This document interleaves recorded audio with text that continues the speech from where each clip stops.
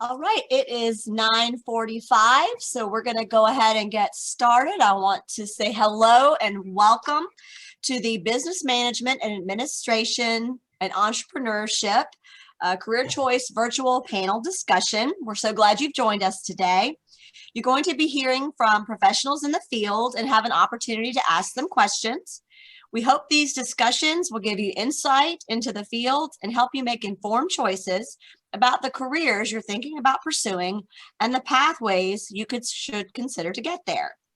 Before we begin, I'm going to give you a few webinar tips to help you participate today. So to interact with our panelists and the moderator, you can submit a question through the Q&A feature that's found in the controls at the bottom of your screen. So if you're not seeing anything right now other than a bunch of logos, you can hover your mouse towards the bottom of the screen and you'll see a Q&A logo there. And you can type your question.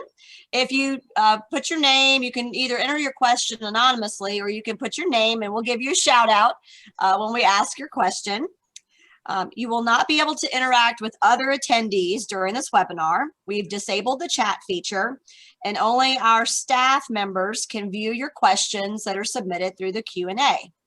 At any time, if you need technical assistance, you can contact our help desk, and that number is 434-766-6772.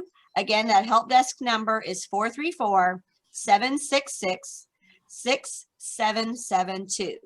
And now without any further delay, I'm going to turn things over to today's moderator, Lauren Mathena. Take it away, Lauren. Hi, welcome everyone. My name is Lauren and I work with Mid-Atlantic Broadband and the SOVA Innovation Hub, and I'm excited to be with Lynn and Varun and Lyndsey and Christie today. So we will go ahead and let our panelists introduce themselves, and so I'll just go in the order that I see you on my screen. So Lynn, would you kick us off? Yes, my name is Lin Height with the Longwood Small Business Development Center here in South Boston, Virginia. We also have an office in Danville, Virginia, and Martinsville, Virginia as well. Happy to be here. Hey, good morning. My name's Lyndsey Dotterer. I work at Whitt Law. He serves as the Commissioner of Accounts for the City of Danville, and we're right here in Danville, Virginia.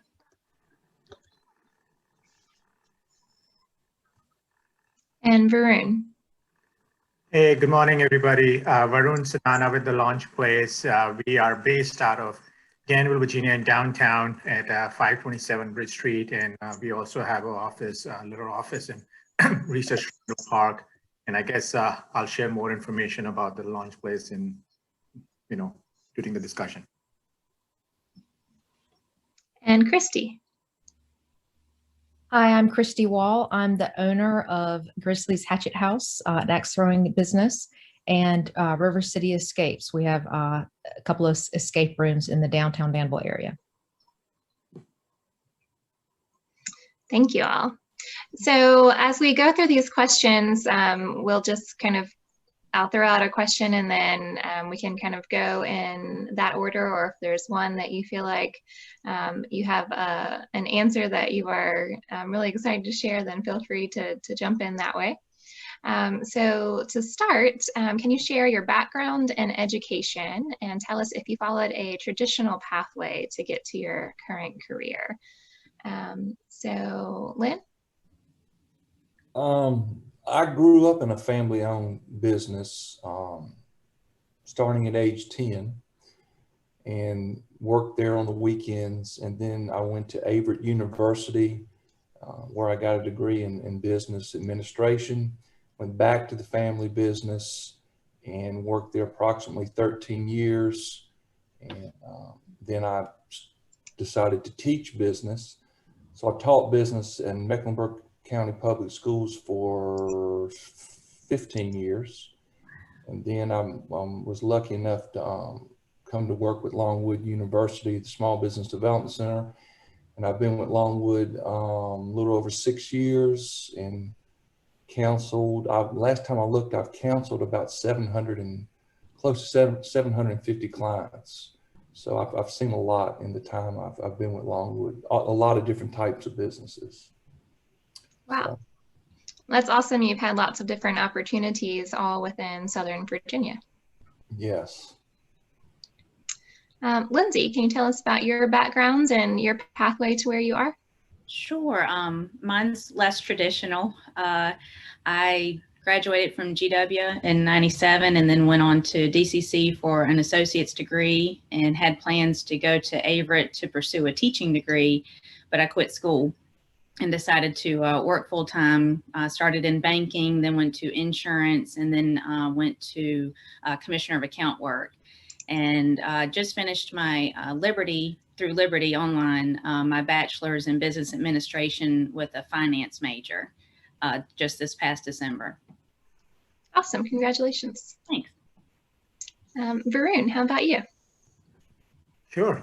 So my background is in business. I had an undergrad in business and then worked in a family business for 4 years. And as you can tell, I'm not originally from India, from here. So my undergrad degree was in business, commerce, basically, which is similar to business here. And then I did a master's degree, MBA, also again in business with a concentration in finance and strategy. So my path was fairly typical for somebody in my line, consulting or investment. Usually that is the pathway that everybody takes: finance or business, undergrad, and then if possibly a master's, MBA, or you can be in CFA or in those certification, but fairly typical pathway for me. Great. And Christie? Mine was less traditional. I actually have a bachelor's degree in printing, production, and imaging technology, which is graphic design and the print process. So I started off in that and realized within about 10 years that there was a ceiling over my head, that I wasn't really going to be able to go any further. I had a few business classes in my college courses, but just out of necessity, just switching jobs, I went into supply chain for a manufacturing company and actually loved that. In doing so, I was able to learn a lot about the tail end of manufacturing. And then I started working my way up through the production process, planning, purchasing, and then ultimately the customer account management piece. So I was able to get a view of the entire process, and that was huge. From there, I went on to become a business manager for a local small business packaging distribution company. And that was my first, I kind of jumped in with both feet into the business management portion. I knew all of what had to happen through the business, but on the front end, I hadn't had any experience in that. So I got drowned, and that's how I learned to swim. But eventually I managed 3 companies for him and picked up on all the pieces, and that background that I had with all the different parts of a business from front to back was really helpful. Awesome. Well, let's go in reverse order for this next one. And so we'll start with you, Christie. So tell us a little bit more about where you are now, and a little about your business or the organization you work for, and kind of what's your day-to-day work like? Okay.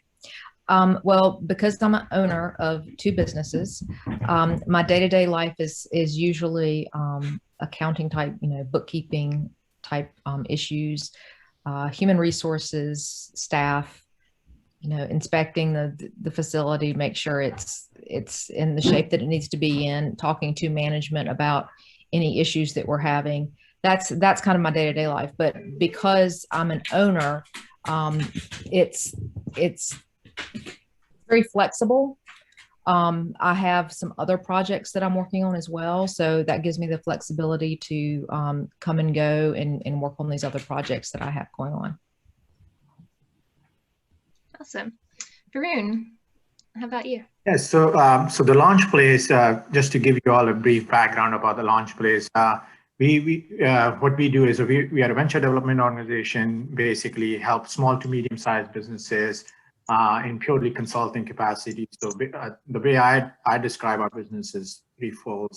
One is consulting, where we help small to medium-sized businesses. This could be like business planning, financial analysis, valuation of a company, or process improvement, any of those things. So this is the consulting side of business. The second side of business is investment, where we will make equity investment in early stage high growth tech companies through our pre-seed and seed fund. And the investments are anywhere from $20,000 to $75,000 in pre-seed, and from seed fund we can go anywhere from $100,000 to $215,000 single check, or over little over $500,000. Again, this is for equity, so we basically take a position in the company. And then the third side of business is what I call like more of an outreach, where we host these business plan competition, IDFS, and Big Launch Challenge. And we are also trying to help the entire ecosystem in the Dan River region, basically providing support services to entrepreneurs who want to start their business or grow their business in the region. This is through the support of Danville Regional Foundation, which is a private foundation based in Danville. So my day-to-day activity is fairly broad. I have a good opportunity to see different businesses, hear about different ideas every day, but most of the time from investment side, a lot of my time goes towards deal sourcing, screening deals, evaluating deals. When I say evaluating deals, basically, making sure like the financial terms are reasonable for us. So that includes a lot of financial modeling, valuation of the companies, and things on those nature. And consulting side, a lot of my day goes into just project planning and resource allocation, making sure anything that we are doing is going on time, within the resources, and the quality is maintained. Awesome. Thank you. Lyndsey. My day-to-day consists of mostly Commissioner of Accounts assistant work. So that in synopsis, like Commissioner of Accounts is court appointed by the circuit court judge. He is to monitor estates, trusts, conservatorships throughout the city. We monitor foreclosures in the city. So if you can envision like Scrooge McDuck with all his piles of money, I have piles of paper behind me. So my day consists of pretty much of a puzzle, putting it together and auditing people's books that have to file with our office because they have either qualified with the court or have been appointed to the court to be over trusts or conservatorships or estates. And in turn, they have to file paperwork with us. And it's a checks and balance sort of system where we have to make sure wishes of wills are carried out, incapacitated persons are cared for properly, or trusts are followed precisely.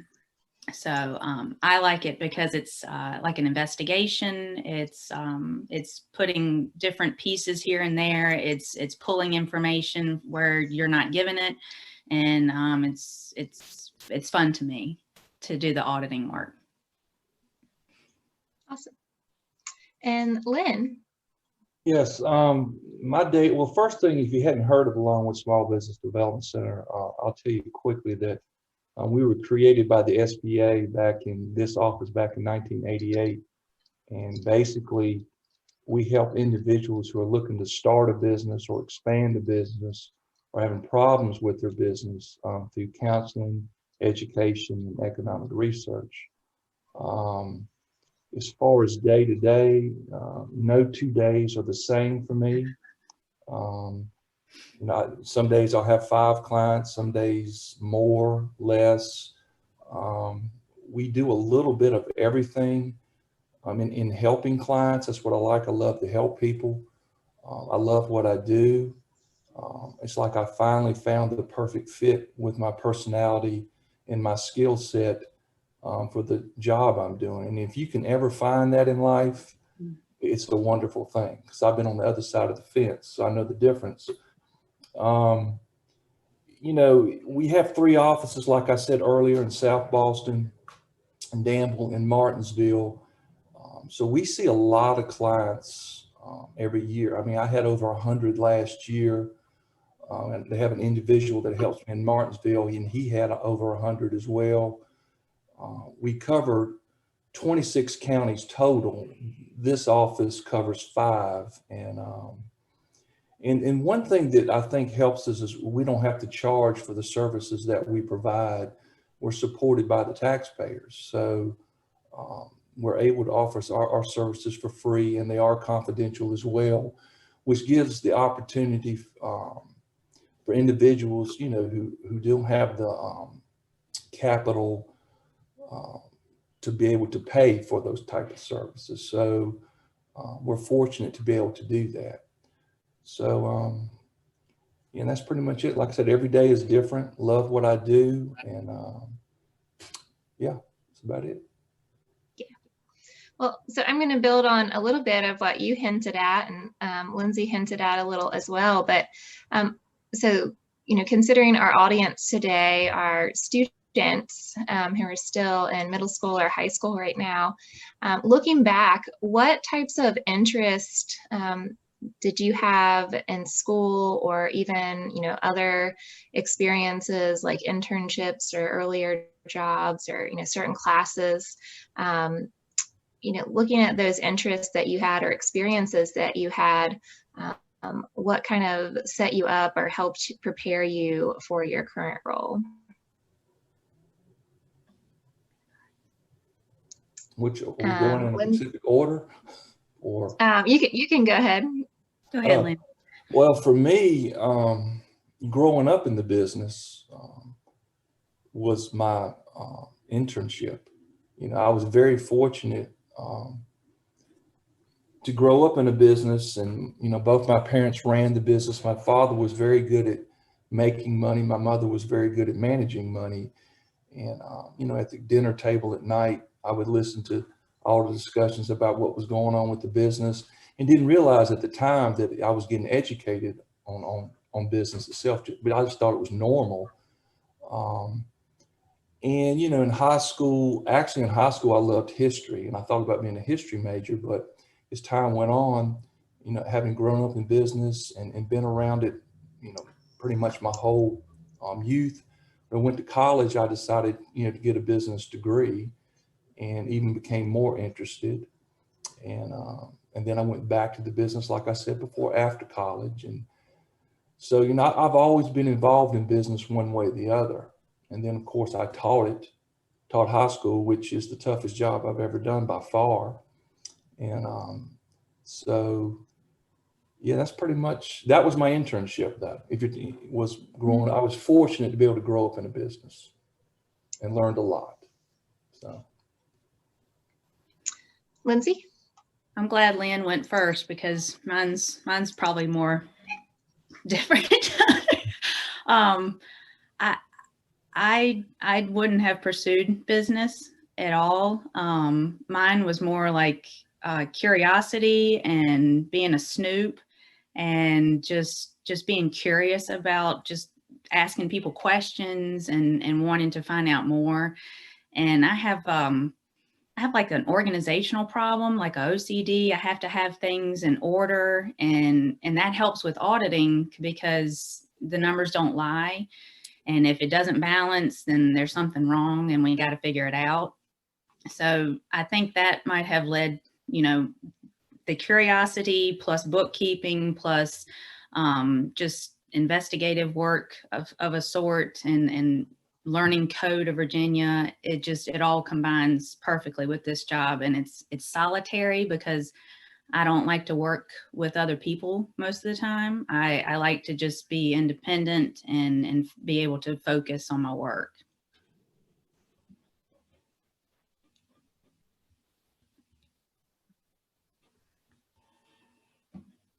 My turn. Is Varun muted? Lauren, you're muted. Lauren was muted. Oh. Sorry about that. That's okay. Varun, would you like to go next? Sure.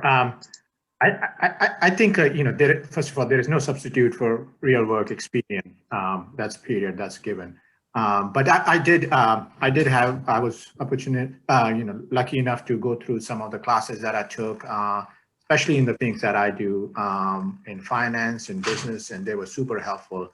But I'm a big proponent of supporter of like internships, things. If you are following a traditional pathway, internships, job shadowing, real work projects in the class, those are super helpful. Without knowing the name of the company, like for example, I worked in a large corporation, just helping them. This is, Fortune 100 company, headquarters in North Carolina, just for them to grow international markets. And, it was just a real world experience, exactly what they wanted. But, my thinking, like why they wanted to expand to that Europe actually was totally different. The actual reason they wanted to expand to, that was a real life experience for me. And, I was lucky enough to go through some other internship for like in supply chain for Volvo, and also did like some marketing work for Zoo here. I think it is very important if you have an opportunity to go through the internship. If you have a chance to follow somebody as a mentor, job shadowing, things like that, then you should definitely grab it. Thank you. And Christie. I want to tag on to Varun there. I think internships and doing all sorts of different jobs, especially while you're young and you're looking for what you want to do, even if it's a unpaid internship for a few weeks in one place and then go to a next place, it really gives you actually being in the process of a business that's doing a certain thing and doing it on a day-to-day basis gives you a much broader view of what that position actually holds. For me, my issue is I'm a little bit like Lyndsey was saying. I like to work by myself. I focus very well, and I block people out. So even if they're in the room, I'm not aware of it. But for me, the issue was I want to do everything. I have ideas constantly. I want to do this. I want to do this. I get bored very easily. That's why like Lyndsey's job, I'm not the OCD like her as far as the organizational. I struggle with the organizational piece because my mind goes so many different directions so fast. So I jump into things because I'm interested and I want to learn. I want to learn about everything all the time. And then I jump into it. And then once I get enough knowledge about it, I'm jumping into the next thing. So owning my own business allows me to jump into that business to get done what needs to be done and then go on to my next idea. For possibly another business. And that's where the entrepreneurial part comes in. It's just because my brain just is on so many different wires. I can't sit and do one thing all day long. Awesome. A day in the life of Christie is probably pretty fun. So for our next question, what do you find to be one of the biggest challenges working in your field? And so we'll mix it up. And Varun, do you want to start with this one? Sure. I think I would say, part of for what we do is a lot of time for us is just helping, our portfolio companies that we have invested in. And most of the time it is the struggle is sometimes, for them to find like right candidates for what they're doing. It's just because, when you are an early stage company or a small business, when you're just starting out and you are going from yourself or like, husband and wife, third person or fourth person that you get in the team is a very, very critical part of the puzzle, right? It is going to become your family. It is going to become, one of the major pieces of your company. So it is important that you get the right mix of people in your team. And, for us, like to help our portfolio companies with that is always important. But overall, I think, last year was different, completely different for us. What we were doing, we were remote. And, when you are evaluating business, evaluating team, evaluating businesses. It's just, you want to have that, interaction one-on-one, personally meet and see products in person versus somebody showing you this is what we do. That was a challenge, but I think we all overcame this Zoom and was super helpful, but hope things will change in the near future. So we'll go back to normal. Yeah. Lyndsey, what's one of the biggest challenges for working in your field? The public. I deal with a lot of family members of decedents. So they are either they work well together or they don't work well together. I've seen them fight and go to court over $5. I've just seen ugliness. So that's probably the most difficult. And then you're dealing with difficult situations as it is. Someone's passed away or someone's incapacitated because of dementia or an accident or a birth defect or something like that. And that kind of hits close to home because I have a brother who has Down syndrome. And so I kind of sympathize with those people because I know what they're going through. So it's just difficult to deal with the public sometimes when they think that you're stealing from the dead by doing your job or you're violating their privacy by doing your job. Mm-hmm. That has to be tough. Lynn, how about you? What's the big challenge? My biggest challenge is access to food. If I'm eating too much and getting too much. No. Well, it is a problem. To be honest, when an individual that owns a business comes to me and I know that it's really nothing left that can be done to save the business, that's hard on me personally, because having grown up in one, we had some tough times. Our only income was from our business because both my parents worked in it. So if the business wasn't doing well, we didn't have, some months we didn't have the money we needed. So, and then times were also really good. So I've seen both sides of that. So I understand, having lived through it, how these individuals feel. And sometimes I feel helpless that it's, nothing else I can do. So that's a challenge to me. And another challenge currently, well, the past year has been the COVID-19 crisis, I guess you want to call it, or situation. And, a lot of businesses are having a really, really hard time, and they're searching, and there's a lot of help out there. And the challenge is, you have local help. Of course, you have the CARES Act and all these different programs and Rebuild Virginia. And the challenge is I have to be up on all of that, because when someone comes to me, I don't want to leave something out that may help them just because I'm not up on everything that's going on. So we're constantly having seminars and things to educate us on all the different things, especially that the federal government and state government are doing. So that's been a challenge, and trying to meet the demands of all the clients that are calling me, because at times it's been a little overwhelming, the numbers, just because what's going on. So trying to make sure I help everybody as much as they need it, it's been a challenge as well. So absolutely.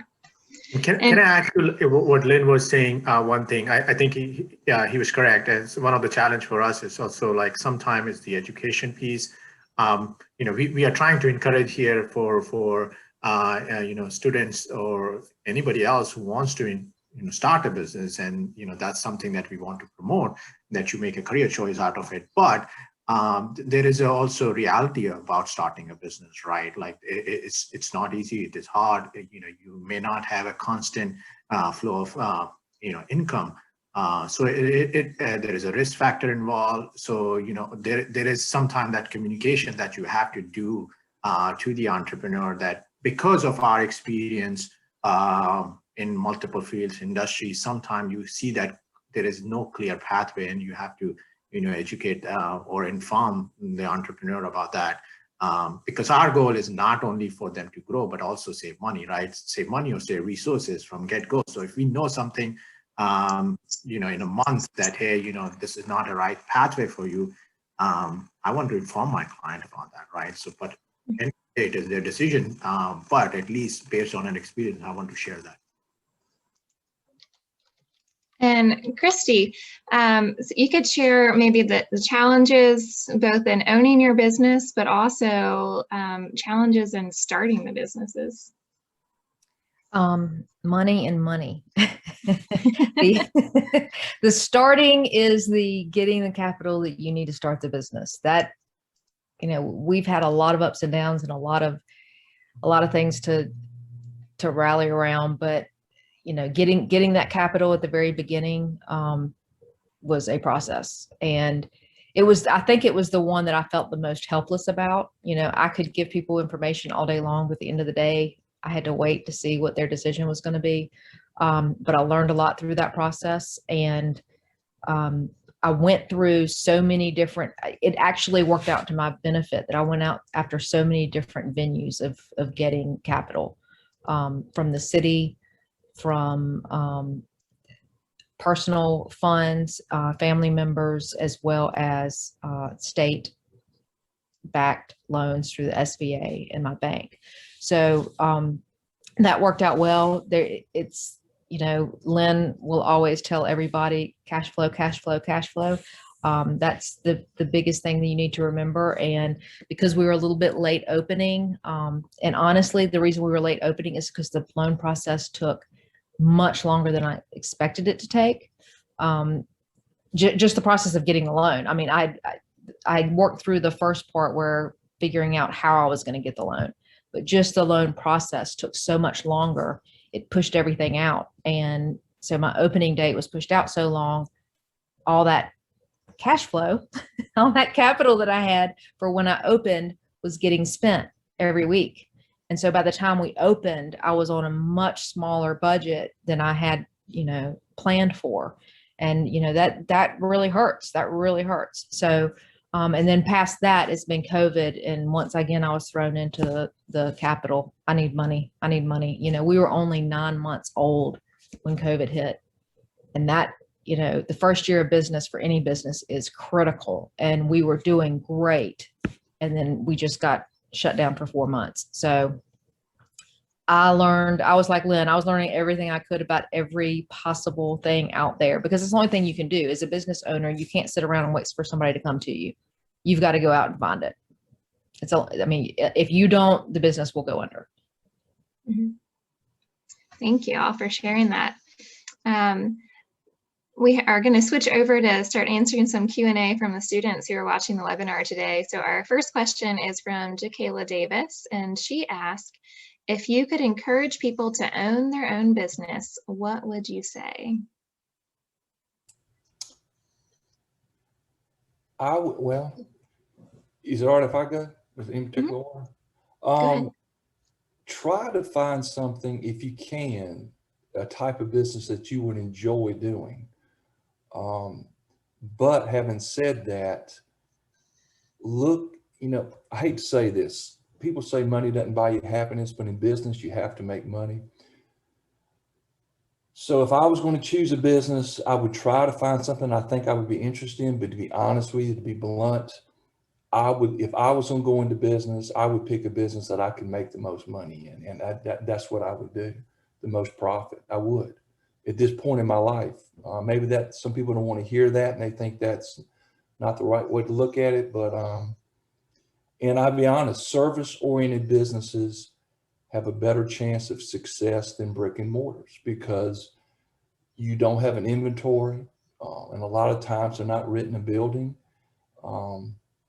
So I would say I would look at a service-oriented business if I was going to do one, probably. Mm-hmm. Yeah, the overhead for service-oriented is tremendously different. That for sure.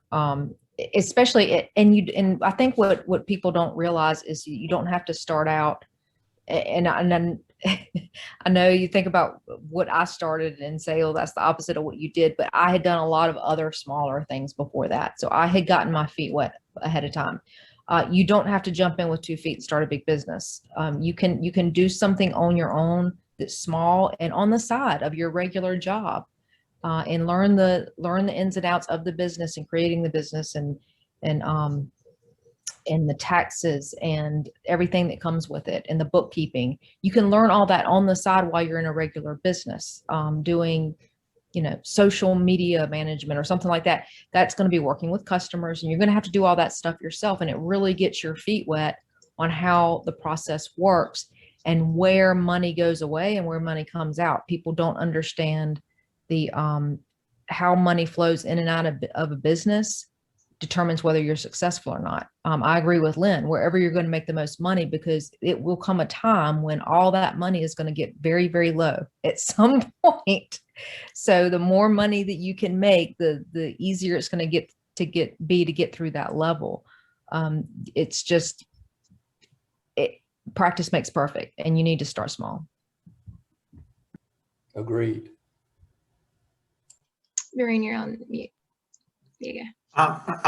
I agree with what Lynn and Christie said. One thing I would like to add to is, of course, you need to be passionate about what you do, but I also think you need to have like skill sets and know how to do that business, right?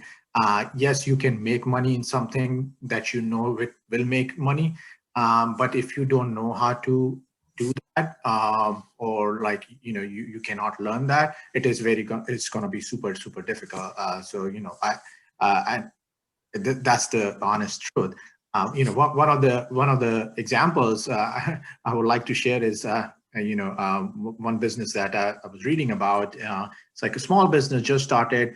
The person went through similar pathway like me. MBA program, could have gone through like be at Wall Street, be at Chicago trading or whatever, but he chose to start a bagel shop. And for his internship, he forgo like probably good 3 months of internship where he could have made tons and tons of money working for a Wall Street firm, to work in a bagel shop, local bagel shop, or national bagel shop, just to learn the processes of how it is done so that he could start a business. So I think like end of the day, it is very, very important you learn the skill set. And even if that means that, you do through internship, or you do through like job shadowing or working for a small business, because, that's the skill set you will never run through going through schools or colleges. But it is important that even if you're picking a business, just know like you're passionate about, because you don't want to get into something that 6 months from now that you're not passionate about. So you're passionate about, and you have a skill set to grow that business and sustain that. And I will tag one more thing onto that, not just the skill set, but I don't think people take the time to ask themselves, do I really want to own my own business? There is a risk tolerance that you need to be able to have innately, that business ownership may not be for you. And that is the people that want that. They know what their check is going to be every week. They can count on it. They go to work at 8, they leave at 5, then they can leave it at the door, and then they go back the next day, and they know what that check is coming in, and they don't have to stress about that. That's huge. And there are some people that are, and it's funny, I used to be one of those people. I used to be one of those people that needed that security. As I got older and, lived through some things, I got a lot more risk tolerant.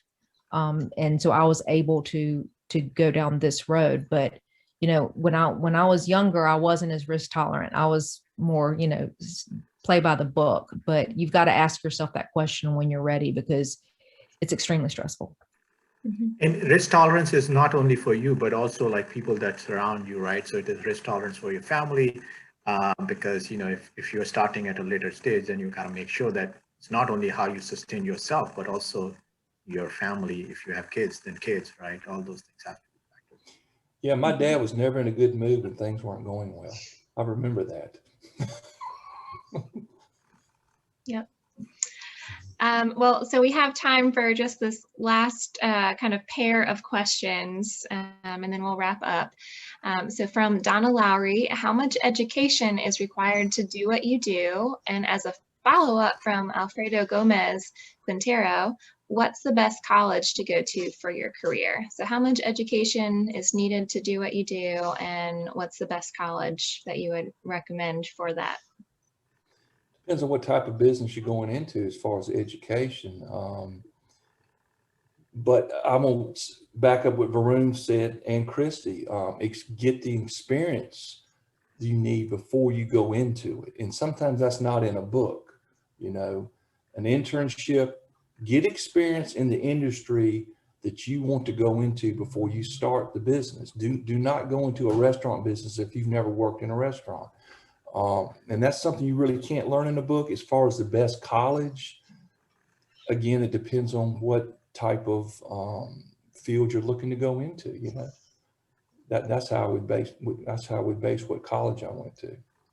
I would say again, you can get experience in business management a lot of different ways. You can take classes in business management, business administration, and so many schools offer that, and it's wonderful. Now, if you're going to do something like what Varun is doing, totally different ballgame.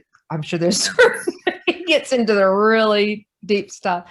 But as far as owning your own business, honestly, getting out there and getting jobs in different fields and learning how businesses run is your best. I mean, to me, it's the best. I mean, because I got a bachelor's degree in something and walked out knowing how the entire printing process worked and graphic design and everything. In my first month, I had to do a 6-month internship during my college career. In the first month, working in a pre-press department, I learned more than I did in that 4 years of college. There's just nothing like firsthand experience. One thing I would like to add to is that, I wish like I had what you guys are doing is great here. I wish like I had that kind of guidance early on. I think with my experience and everything, I have become pretty good, like guiding somebody young. So if somebody wants to reach out, I'm happy to help. And I have done that for a lot for my family members. But, one thing I do say is like, especially if you want to get into something super technical, and by the way, you can learn that too through like these open sources, MOOCs, right? All those things and free classes.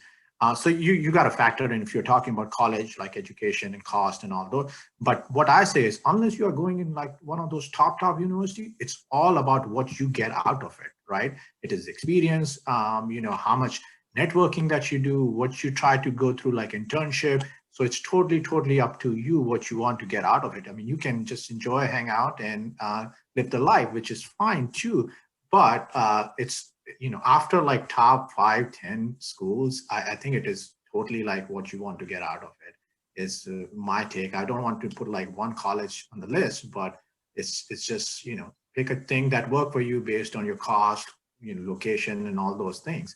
And just, just live the experience, enjoy it and, focus on it, studies, internship, things, networking.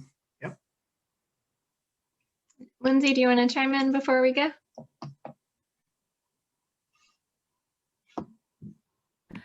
No, I agree with Varun. Networking is very important, especially in this small community that we're in. It's who you know. Don't be afraid to talk to people. Don't be afraid to ask questions because you're never going to find out unless you get in there and try. And never give up. If you think you want to do something, just go for it. I would not recommend online school. That might be because of my age now. I didn't get much from it because I was working full time. I had a family and all that. I really wish that I had pursued in-person school immediately after my associates was completed. So if I could go back and do that over, I would. But the experiences you glean from your jobs and customer service and learning people and reading people, I think it's a dying art. And I don't know how the next generation is going to handle it. I'm a little worried that we're kind of going to fall to the wayside on that. So I just would encourage them to just talk to people, to communicate, to learn what they can, because people are the best resource. Yes, and find a mentor. Yes. Awesome. Well, thank you all for participating in the panel today. I'm going to turn it back to Julie Brown to close us out. All right, well, thank you so much, Lauren, and a special thank you to all of our panelists today for sharing your knowledge, passion, and expertise. For our student attendees, we hope you are energized and excited to research opportunities in the business management, administration, and entrepreneurship clusters. The Career Choice website is a great place to start, and we've put a link to the website in the chat. For those attendees that participated in a majority of today's discussion, so 23 minutes exactly or more, which a bunch of you did, your name is going to be entered in a $50 Visa gift card drawing. If you're participating as a whole class, don't worry. We're going to be reaching out to your teacher to get a list of those names, and the gift card winner will be contacted through their school. You have another opportunity to win a $50 Visa gift card by completing two things. One, the Career Choice Scavenger Hunt, which is found on the website right now, and the Career Choice Survey, which will be live and coming to you March 22nd. If you complete both of those activities, you'll be entered into a drawing for your school. So each school will have a winner. Good luck to you. We hope that you continue to take advantage of opportunities to imagine your potential, connect with employers, and explore your career possibilities. Have a great week. Thank you. Thanks, y'all. Good luck.